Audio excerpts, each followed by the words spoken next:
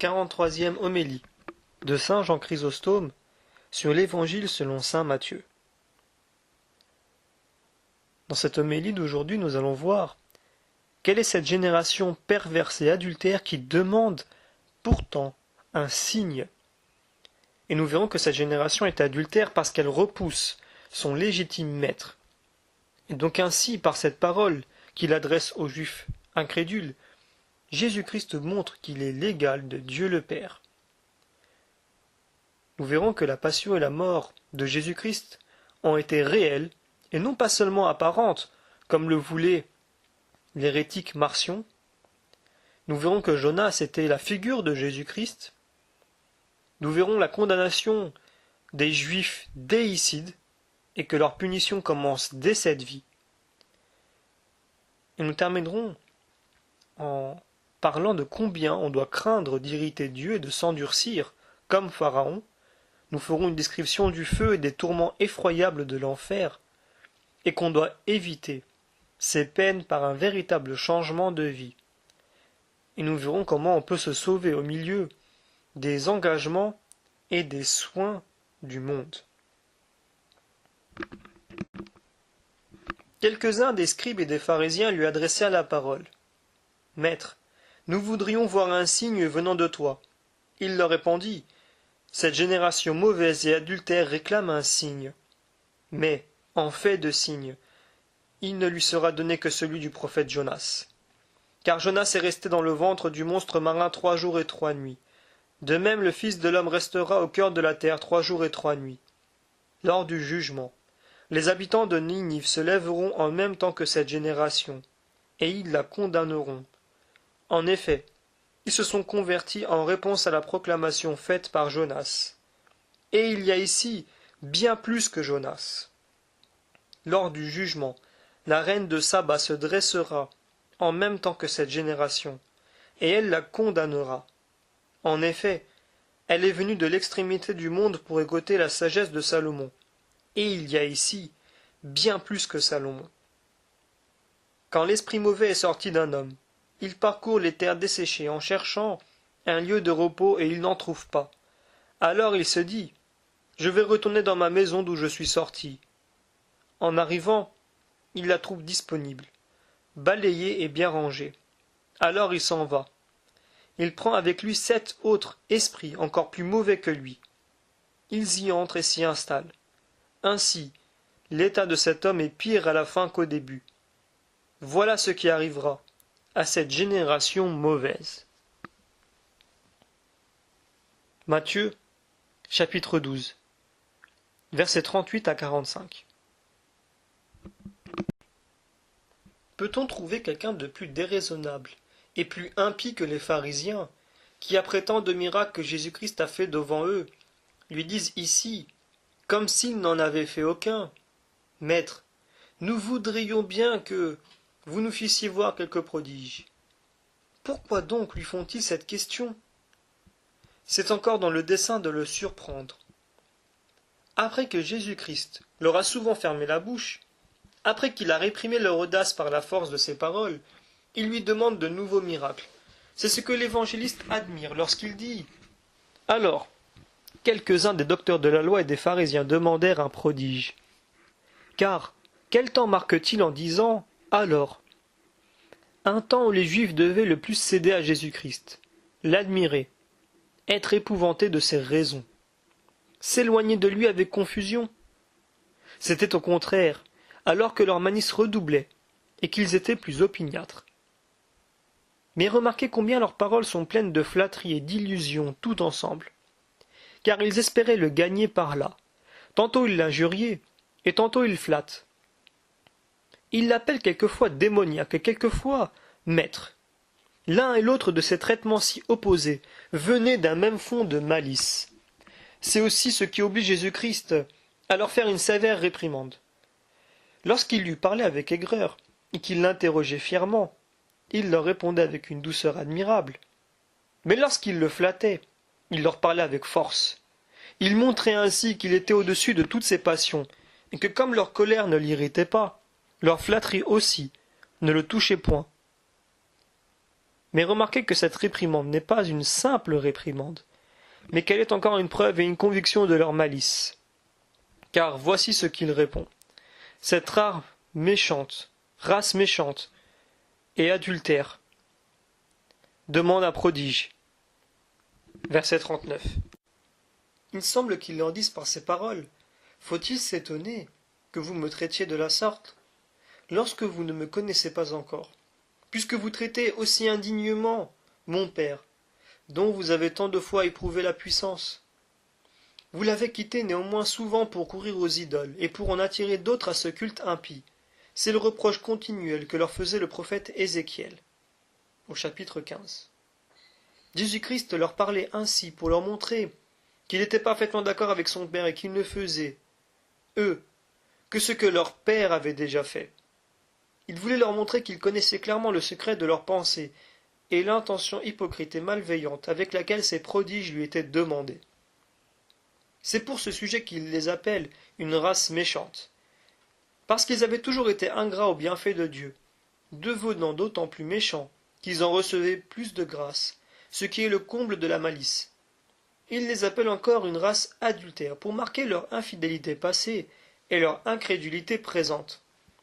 Il leur montre en cela même qu'il est égal à son Père, puisque l'âme se rend également adultère, ou en ne croyant pas au Fils, ou en ne croyant pas au Père. Après cette forte réprimande, il ajoute, mais on ne lui en accordera point d'autre que celui du prophète Jonas. Verset 39. Il commence à marquer ici sa résurrection, et elle a prouvé par l'exemple de ce prophète qui en fut une figure. Vous me direz peut-être, mais le Fils de Dieu n'a-t-il pas donné un prodige à cette race méchante et adultère, puisqu'il a fait, depuis, tant de miracles? Je vous réponds qu'il n'a point donné ici ces miracles à la demande de ces pharisiens, puisqu'il ne les a point faits pour les convertir, connaissant trop leur opiniâtreté et leur aveuglement, mais seulement pour servir aux autres. Nous pouvons dire encore qu'il ne devait point leur faire voir ce miracle semblable à celui de Jonas. Dieu leur a donné un autre signe. Lors, par exemple, que les afflictions qui les accablèrent leur firent sentir quelle était la puissance de celui qu'ils avaient crucifié. C'est de quoi il les menace ici. Quoique assez obscurément, comme s'il disait « Je vous ai comblé de bienfaits, sans que rien voie ait pu attirer à moi, et que vous ayez voulu reconnaître et adorer ma souveraine puissance. Mais vous la connaîtrez un jour, non plus par la grandeur de mes dons, mais par les effets de ma justice, lorsque vous verrez votre ville prise et pillée, vos murs abattus, votre temple démoli, votre état ruiné, votre liberté perdue, vos cérémonies abolies, et que vous serez errants et fugitifs sur toute la terre. Tout ceci vous arrivera après que vous m'aurez crucifié, et c'est là le grand prodige que je vous réserve. Car, n'est-ce pas en effet un prodige épouvantable que le peuple juif soit toujours accablé des mêmes maux, et que malgré les efforts que plusieurs ont faits pour le soulager, il demeure néanmoins toujours misérable, depuis que la main de Dieu s'est une fois appesantie sur lui pour le châtier? Mais Jésus-Christ ne leur parle qu'obscurément de ces choses, qui ne devaient être éclaircies que par ce qui devait arriver un jour. Il se contente ici de leur parler de sa résurrection, dont ils devaient être plus pleinement informés, parce qu'ils souffriraient dans la suite. Saint Matthieu écrit, « Car comme Jonas fut 3 jours et 3 nuits dans le ventre de la baleine, ainsi le Fils de l'homme sera 3 jours et 3 nuits dans le cœur de la terre. » Verset 40. Il ne leur dit pas néanmoins qu'il ressusciterait, parce que ces impies s'en seraient moqués. Il se contente de le leur marquer en énigme pour leur faire voir quand cela serait arrivé, qu'il le leur avait prédit. Car pour se convaincre que les pharisiens comprenaient ce que Jésus leur disait par ces paroles, il ne faut que voir ce qu'ils dirent à Pilate.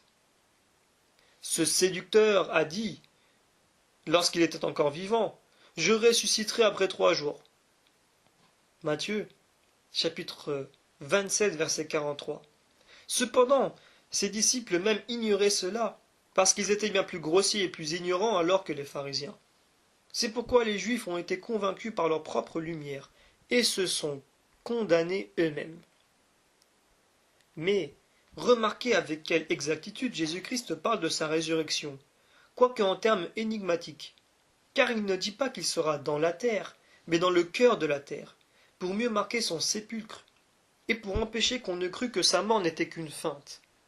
C'est pour cette même raison qu'il a voulu demeurer mort durant 3 jours, afin que personne n'en pût douter. Il a vu confirmer la certitude de sa mort, non seulement en mourant sur une croix devant tout le monde, mais encore en demeurant 3 jours dans le sépulcre. Toute la suite des temps devait rendre témoignage à sa résurrection.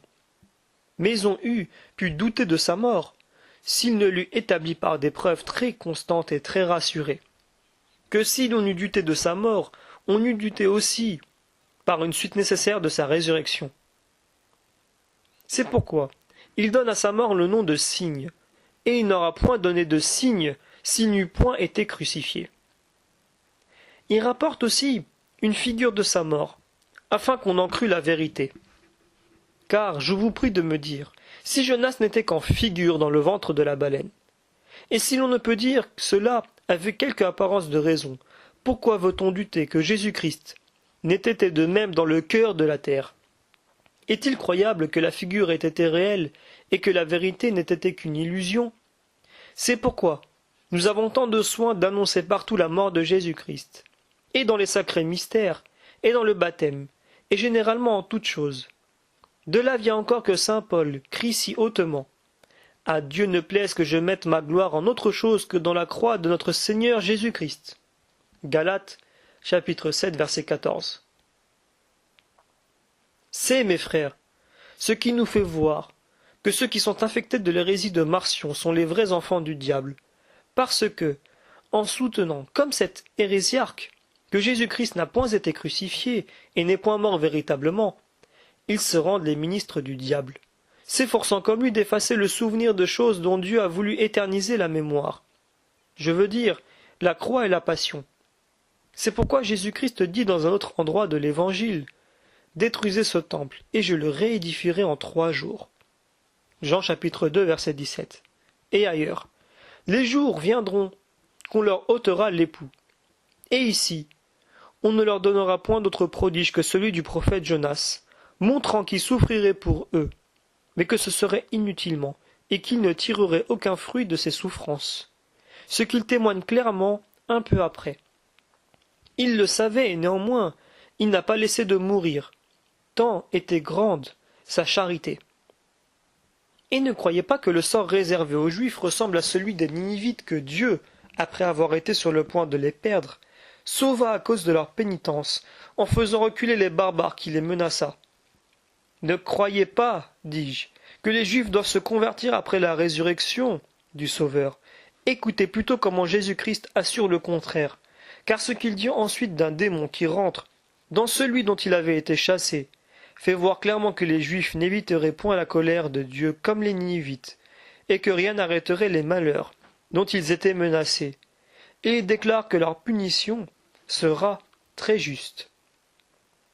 Il suit en cela la même conduite qu'il avait suivie dans les siècles passés, car, sur le point de ruiner Sodome, il s'en justifie auparavant devant Abraham, et il fait voir que la vertu était si rare et si inconnue dans cette ville, qu'il n'y avait pas seulement 10 personnes justes. Il fait voir de même à Lot combien ce peuple qu'il allait ruiner était ennemi de l'hospitalité, et combien il était plongé dans des vices détestables. Et après cela, il les consume par le feu du ciel. Il en usa de même au temps du déluge, ayant voulu que toute sa conduite fît voir à Noé combien était juste une si effroyable punition. Il fit voir de même à Ézéchiel, lorsqu'il était à Babylone, les maux qui se commettaient dans Jérusalem.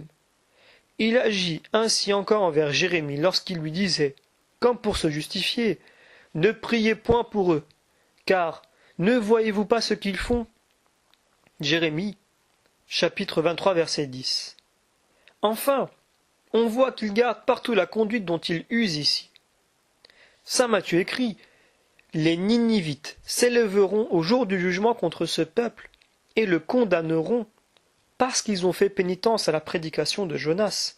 Et cependant, celui qui est ici est plus grand que Jonas. » Verset 41. Jonas était le serviteur, et moi le maître. Il est sorti d'une baleine, et je sortirai vivant du tombeau. Il a annoncé à un peuple la ruine de sa ville. Et moi je vous annonce le royaume des cieux. Les Ninivites ont cru sans aucun miracle, et moi, j'en ai fait un très grand nombre. Ils n'avaient reçu aucune instruction avant la prédication de ce prophète. Et moi je vous ai instruit de toutes choses, et je vous ai découvert les secrets de la plus haute sagesse. Jonas est venu aux Ninivites comme un serviteur, qui leur parlait de la part de son maître. Et moi je suis venu en maître et en Dieu. Je n'ai point menacé comme lui, je ne suis point venu pour vous juger, mais pour vous offrir à tous le pardon de vos péchés. De plus, ces Ninivites étaient un peuple barbare, au lieu que les Juifs avaient toujours entendu les prédications des prophètes. Personne n'avait prédit aux Ninivites la naissance de Jonas, et les prophètes avaient prédit de Jésus-Christ une infinité de choses, et les événements répondaient ponctuellement aux prophéties. Jonas prit la fuite et voulut se dispenser de sa prédication, de peur d'être raillé des Ninivites. Et moi qui savais devoir être attaché en croix et moqué, je suis néanmoins venu. Jonas ne put souffrir d'être méprisé de ceux qu'il devait convertir, et moi je souffre pour eux la mort, et une mort honteuse, et je leur envoie encore après moi mes apôtres pour achever mon ouvrage. Enfin Jonas était un étranger inconnu aux Ninivites, et moi, je suis de la même race que les Juifs, et j'ai selon la chair les mêmes aïeux qu'eux. On pourrait trouver ainsi d'autres avantages de la prédication de Jésus-Christ sur celle de Jonas, si on s'arrêtait à bien les considérer. Mais Jésus-Christ ne se contente pas de cet exemple. Il enjoint aussitôt un autre. La reine du Midi s'élèvera un jour du jugement contre ce peuple et le condamnera, parce qu'elle est venue des extrémités de la terre pour entendre la sagesse de Salomon, et cependant, celui qui est ici est plus grand que Salomon. Verset 42. Cet exemple est encore plus puissant que le premier, car Jonas, au moins, alla trouver les Ninivites. Mais la reine du Midi n'attendit pas que Salomon la vînt trouver. Elle le prévint et le visita dans son royaume. Elle ne considéra ni son sexe, ni sa qualité d'étrangère, ni l'éloignement des lieux. Elle se résolut à ce long voyage, non par la terreur des menaces, ni par la crainte de la mort, mais par le seul amour de la sagesse. Et cependant, celui qui est ici est plus grand que Salomon. Là, c'est une femme qui va trouver un roi. Ici, au contraire, c'est un Dieu qui cherche des hommes. Elle vient trouver Salomon des extrémités de la terre, et moi descendu du haut du ciel. Je viens vous chercher dans vos bourgs et dans vos villes. Salomon discourait sur les arbres et sur les plantes, ce qui ne pouvait pas être fort utile à celles qui venaient le chercher. Et moi je vous annonce des choses également terribles et salutaires. Après donc les avoir mis dans leur tort et leur avoir prouvé par tant de raisons qu'ils ne méritaient point le pardon de leurs péchés, après avoir monté, et par l'exemple des Nénivites, et par celui de la reine du Midi, que leur désobéissance et leur incrédulité ne venaient pas de la faiblesse du maître qui les instruisait, mais de leur opiniâtreté inflexible, il leur déclara enfin le châtiment qui devait fondre sur eux. Il ne le fait que par des énigmes obscures, mais qui ne laissent pas d'imprimer la crainte dans les esprits. Saint Matthieu écrit « Lorsque l'esprit impur est sorti d'un homme, il s'en va par des lieux arides cherchant du repos, et il n'en trouve point. Alors il dit « Je retournerai dans ma maison d'où je suis sorti. » Et venant, il la trouve vide, nettoyée et bien parée. En même temps, il s'en va prendre avec lui 7 autres esprits plus méchants que lui, et en entrant dans cette maison, ils y habitent. Et le dernier état de cet homme devient pire que le premier. C'est ce qui arrivera à cette race. Versets 43 à 45. Jésus-Christ montre clairement par ces paroles que les Juifs souffriraient d'étranges tourments, non seulement dans l'autre monde, mais même dans celui-ci.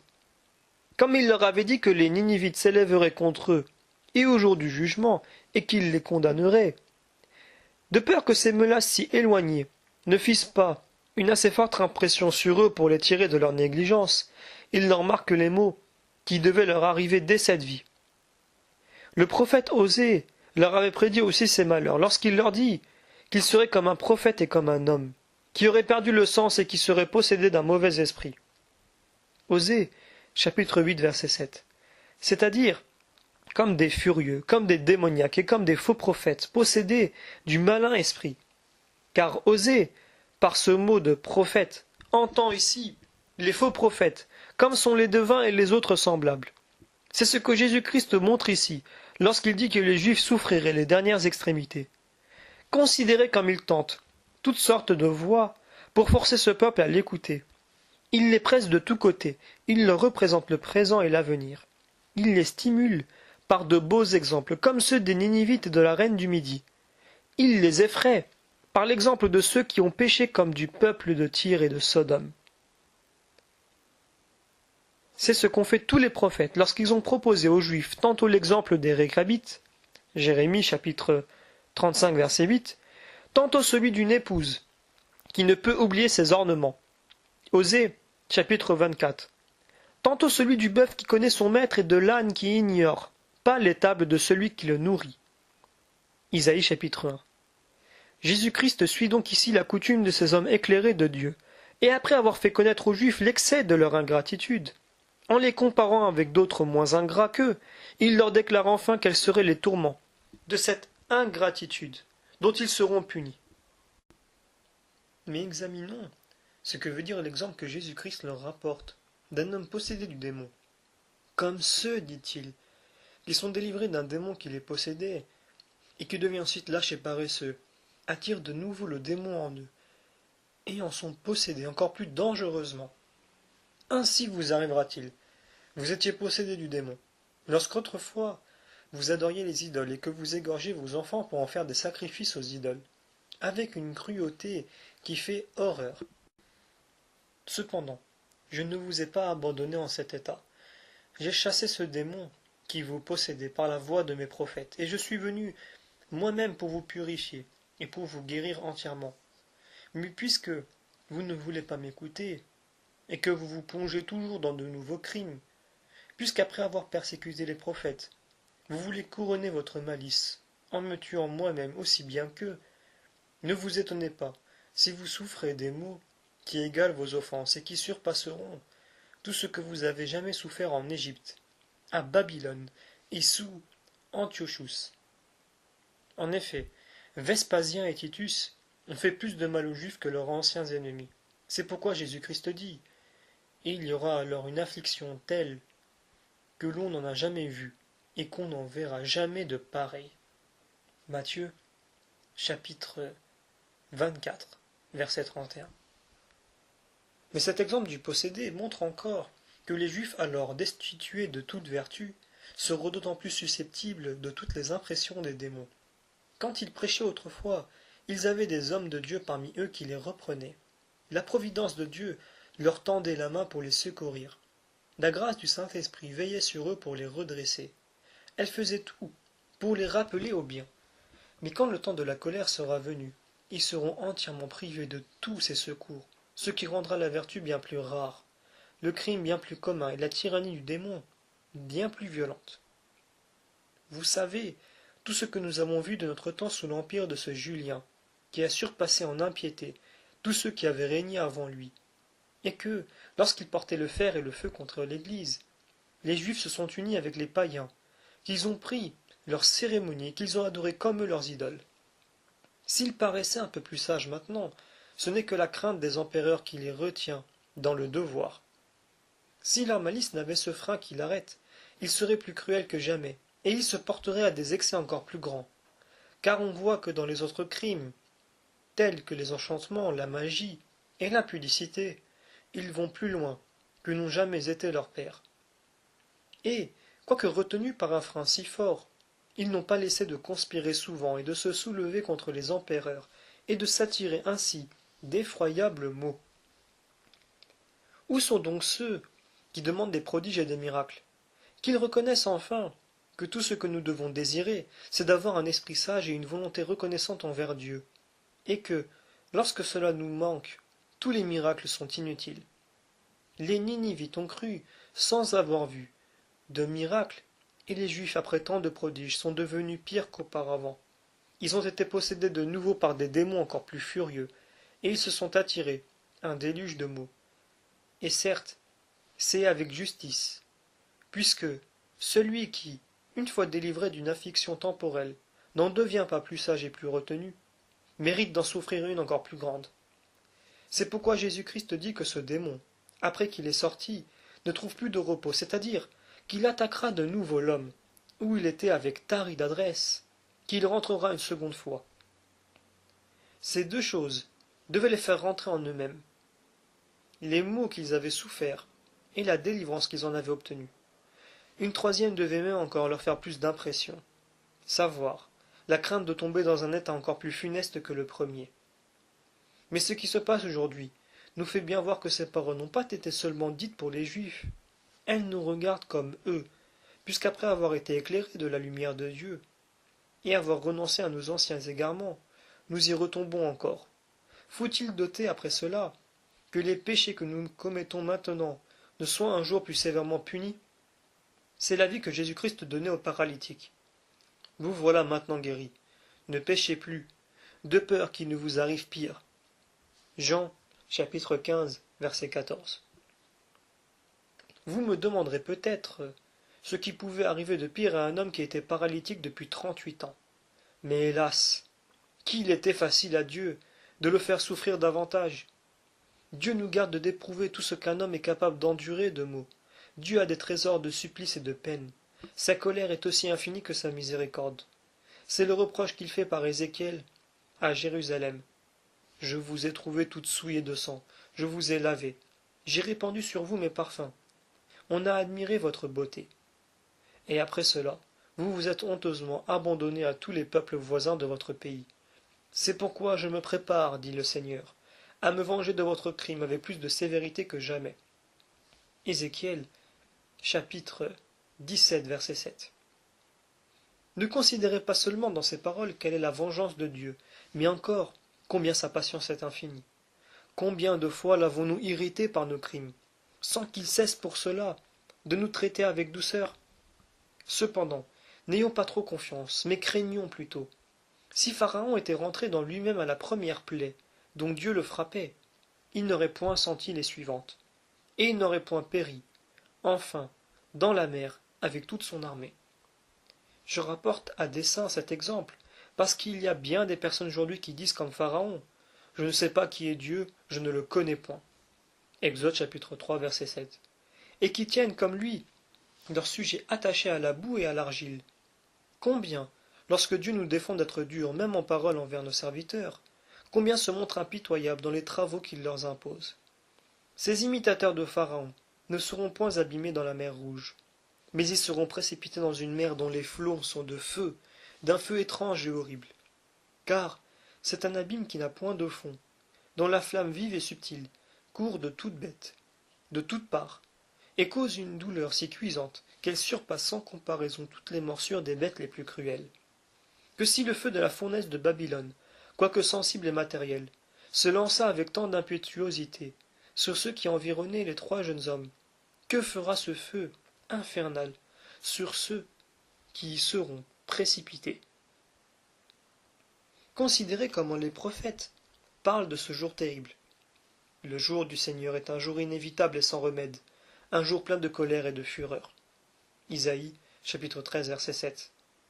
Il n'y aura personne alors pour nous secourir, il n'y aura personne qui puisse nous tirer d'un si grand malheur. Et ce visage si doux du Sauveur nous sera caché pour jamais. Tels que ceux qui sont condamnés aux mines sont livrés à des hommes sévères et impitoyables, et que sans pouvoir être vus d'aucun de leurs amis ou de leurs proches, ils ne voient que ceux qui sont établis pour les accabler de travail. Tels ces malheureux ne verront que les démons, qui ne se lasseront jamais de les tourmenter. Mais je dis trop peu. Tout ce que nous voyons en ce monde n'a point de rapport avec cet état. Nous pouvons ici nous adresser à l'empereur, nous pouvons lui demander et obtenir grâce pour les criminels. Mais la condamnation de ceux qui vont en enfer est entièrement irrévocable. Ils ne sortent jamais de ces abîmes de feu. Ils y demeureront accablés de douleur et plongés dans des maux qui sont au-dessus et de nos paroles et de nos pensées. Si nous ne pouvons concevoir ni exprimer la peine de ceux qui passent par ce feu, sensible et matériel qui est sur la terre, combien moins pourrait-on représenter les tourments de ceux qui brûlent dans ces flammes qui ne s'éteindront jamais? Un homme qu'on jette ici dans le feu y est consumé en un moment, mais ce feu-là brûle toujours, et il ne consume jamais. Que ferons-nous donc, mes frères, dans ces lieux horribles? Car je me dis cela à moi-même aussi bien qu'à vous. Vous me direz peut-être, si vous, qui nous apprenez à connaître et à servir Dieu, vous dites ces choses par vous-même, pour vous-même, à quoi bon me donner une peine inutile? Car, quelle merveille que je tombe dans ce malheur, si ceux qui me conduisent peuvent y tomber aussi. Ah, mes frères, ne vous consolez point d'une manière si malheureuse. Ce n'est point là une consolation, c'est un désespoir. Car, dites-moi, je vous prie, le démon n'est-il pas une puissance incorporelle? N'est-il pas par sa nature élevé au-dessus des hommes? Cependant, il est tombé dans ces abîmes de feu. Qui pourrait donc se consoler un jour de se trouver avec lui dans les enfers et d'y souffrir les mêmes tourments que lui? Lorsque Dieu frappait l'Égypte de tant de plaies, le peuple se consolait-il de ce qu'il voyait les plus grands et le roi même frapper aussi de la main de Dieu, et de ce que chaque maison pleurait son mort? Nullement. Et les Égyptiens le montrèrent bien par ce qu'ils firent, puisque, se sentant comme frappés par une verge de feu, ils coururent en foule à Pharaon, et le contraignirent de faire sortir le peuple hébreu. C'est une pensée bien dépourvue de toute raison de croire que ce soit une grande consolation d'être puni avec beaucoup d'autres et de dire il ne m'arrivera que ce qui arrive à tout le monde. Un tel raisonnement est si loin d'adoucir les maux de l'enfer qu'il ne rend pas même plus supportables ceux de cette vie. Considérez, je vous prie, ceux qui sont tourmentés de la goutte. Je vous demande si, lorsqu'ils souffrent les douleurs les plus aiguës, ils seraient fort disposés à se consoler lorsque vous leur représenteriez qu'il y en a 1000 qui souffrent autant, ou même plus qu'eux. Il leur est impossible de tirer de là le moindre soulagement. Leur esprit est tout occupé par la violence de leur mal. Il est comme absorbé de cette pensée. Et il ne lui en reste plus pour faire aucune réflexion sur les maux des autres. Ainsi, ne nous flattons point d'une espérance si fausse et si malheureuse. La vue de ce que souffrent les autres peut nous consoler dans les petits mots, mais quand la douleur est vive et perçante, l'âme en est tellement possédée que, bien loin de penser aux autres, elle ne se connaît plus elle-même. Loin donc ces consolations imaginaires, loin ces raisonnements frivoles, ou plutôt ces contes fabuleux, qui ne sont bons à dire qu'aux petits enfants. Ce moyen de consolation qui consiste à se dire que tel et tel sont dans le même cas que soi, produit tout au plus quelque effet dans les médiocres chagrins, que s'il ne diminue pas toujours même les petits chagrins, comment adoucirait-il l'effroyable tourment que l'Évangile exprime par le grincement de dents? Je sens que ce que je vous dis vous afflige, et que ce discours vous fait de la peine à entendre. Mais que voulez-vous que je fasse? Plus à Dieu, que vous fussiez tous si vertueux, que je ne fusse point obligé de vous parler de l'enfer. Mais puisque nous sommes la plupart engagés dans le péché, je voudrais de tout mon cœur que mes paroles, entrant dans vos esprits, puissent y imprimer le sentiment d'une douleur véritable. Je cesserai alors de vous représenter ces objets funestes. Mais, jusqu'ici, je n'ai que des sujets de craindre pour la plupart de vous et d'appréhender que le mépris que vous faites de ce que je vous dis ne vous attire un plus grand supplice. Vous savez que lorsqu'un serviteur est assez insolent pour mépriser les menaces de son maître, ce mépris même est une nouvelle faute dont on le punit encore plus sévèrement. C'est pourquoi je vous conjure, mes frères, d'entrer dans des sentiments de componction. Lorsque nous vous parlons de l'enfer, il doit être doux d'en entendre parler, parce qu'il n'y a rien de plus triste ni de plus effroyable que d'y tomber. Vous me demanderez peut-être comment on peut trouver du plaisir à entendre parler de l'enfer. Il y en a sans doute, mes frères, car l'enfer est une chose si horrible, que les entretiens qui servent à nous en éloigner, quelque durs et insupportables qu'ils paraissent, doivent être doux. Nous en tirons de plus grands avantages, car ils font entrer notre âme en elle-même, ils la rendent plus innocente, ils élèvent ses pensées au ciel, et ils la détachent de la terre de toutes ses passions. Enfin, ils lui servent comme d'un excellent remède, qui prévient les maux qui les empêchent d'y tomber. Maintenant que j'ai parlé du supplice des damnés, permettez-moi de vous parler encore de leur honte, car, comme les Ninivites condamneront les Juifs, de même beaucoup de ceux qui paraissaient vils et méprisables parmi nous s'élèveront contre nous alors pour nous condamner. Représentons-nous donc quelle sera cette confusion, afin que cette pensée nous jette dans quelque commencement de pénitence. Je vous déclare encore une fois que je me dis ceci à moi-même. Je m'exhorte le premier en vous exhortant. Ainsi, que personne ne se fâche contre moi, que nul ne croie que je le méprise et que je le condamne.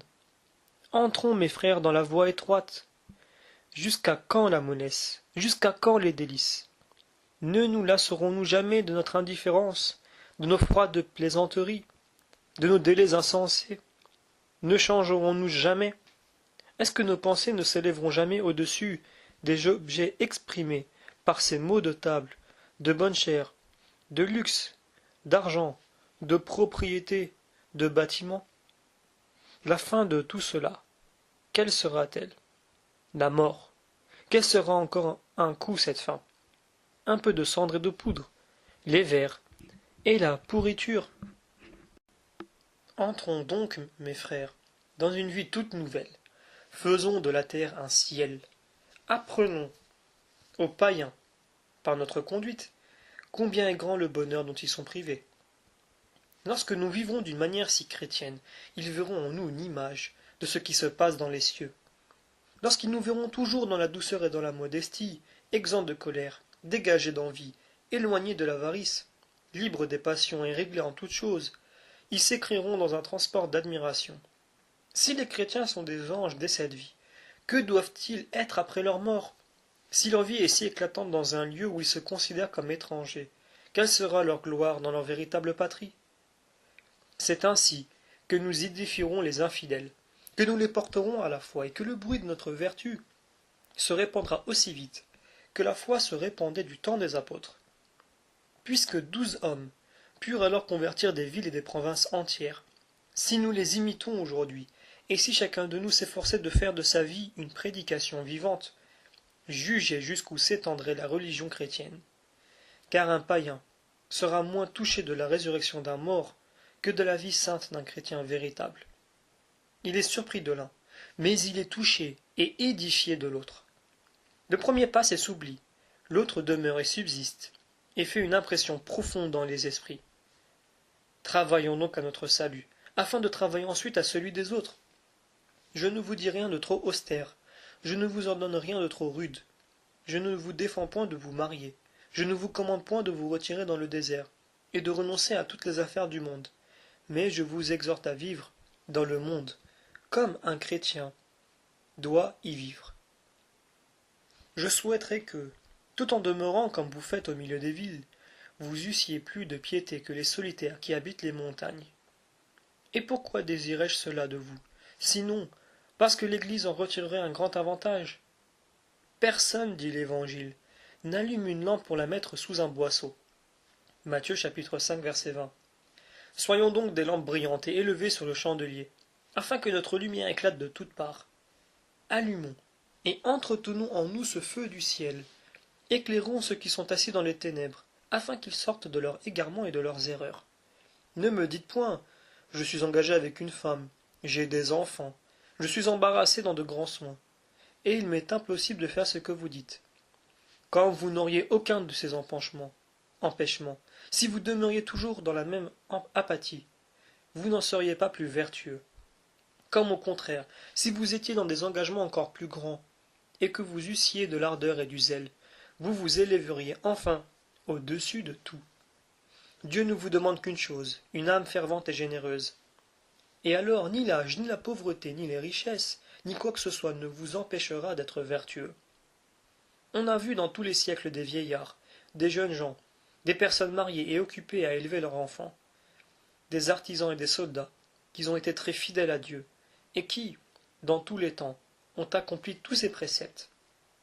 Daniel était jeune, Joseph était esclave, Aquila était artisan, Lydie vendait de la pourpre, le geôlier de saint Paul gouvernait une prison, Corneille était centurion, Timothée était presque toujours malade.